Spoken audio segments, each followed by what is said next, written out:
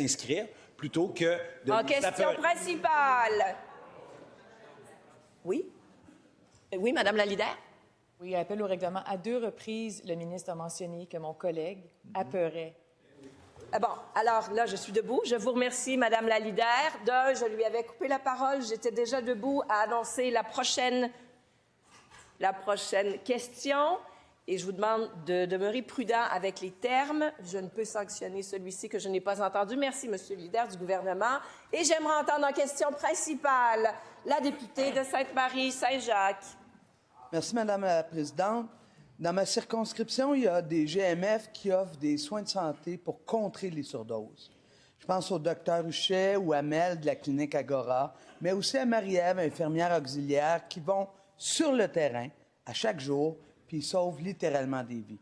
Il y a aussi Dr Morin de la clinique La Licorne et Régin Baletier de la clinique Corum. Beaucoup de cliniques dans ma circo qui sauvent des vies parce qu'ils vont sur le terrain. À cause de la loi 2, ces cliniques-là, qui offrent des soins aux personnes les plus vulnérables, sont à grand risque de fermer.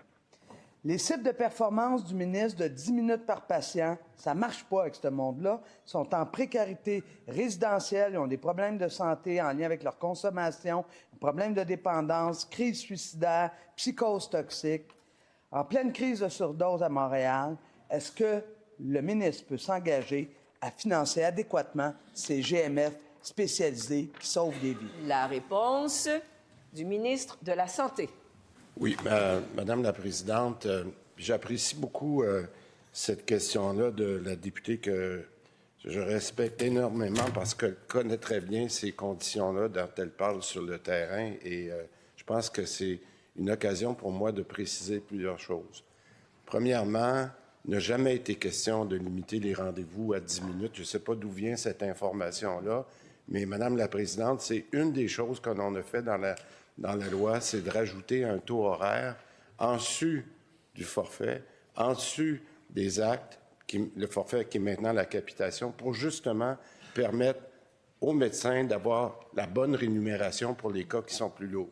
Ça, c'est la première chose. Il faut être capable de bien comprendre cet aspect-là. Deuxièmement, dans les GMF que l'on dit spécialisés ou de niche, et des exemples, que ce soit en toxicomanie, par exemple, comme ce qu'on vient de discuter, Madame la Présidente, c'est justement la discussion que j'expliquais à un collègue du Parti libéral il y a quelques minutes.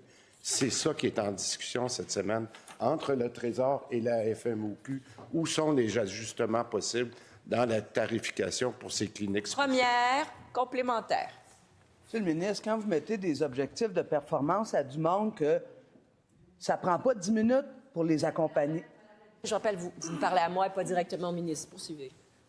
Pas 10 minutes pour les accompagner. Ça n'en prend pas 15. Des fois, c'est 30. Puis quand les gens vont sur le terrain, qu'ils soient médecins ou auxiliaires, infirmières, c'est du temps qu'ils ont pour sauver des vies de personnes qu'il n'y a personne d'autre médecin qui veulent avoir dans leur bureau. Avez-vous conscience que si vous ne faites pas l'effort de soutenir ces GMF, bien, tout ce monde-là va se retrouver dans vos urgences. Alors, je vous rappelle pour la deuxième fois dans la même question que vous vous adressez à la présidente, Madame la députée. Vous êtes très expérimentée, vous le savez. La réponse du ministre. Oui, mais c'est correct, Madame la Présidente. Je vais m'adresser à vous, mais encore une fois, j'ai beaucoup de respect pour la députée. Madame la Présidente, la question qu'elle pose, elle vient de beaucoup d'informations qui est inexacte, qui a été véhiculée et qu'il faut clarifier.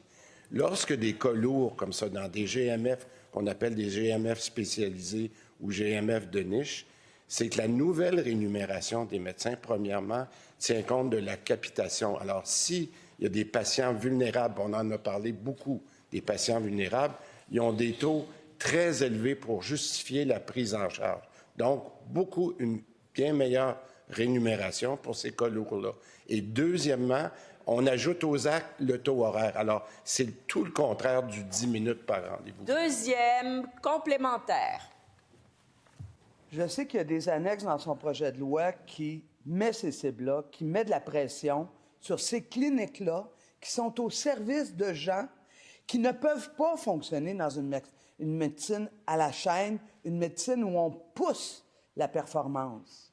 Parce que quand tu es devant ton médecin, tu n'as pas de logement, tu as des problèmes de consommation, tu as des blessures à tes pieds parce que tu vis dehors, tu as besoin qu'ils prennent soin de temps avec toi.